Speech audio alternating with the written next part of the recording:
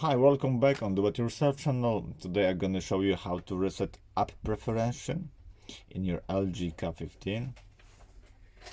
To do this operation, go to your settings, general, app and notification, and you have app info here. There's all apps from your phone. Click on three dots here and reset app preferences.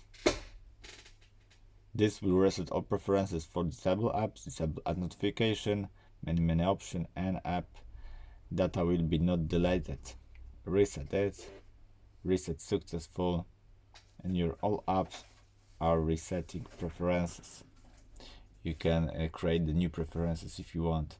So that's it. I hope the video is helpful for you. If yes, you can leave like, leave comment, and leave subscribe. And see you by next video. Hey.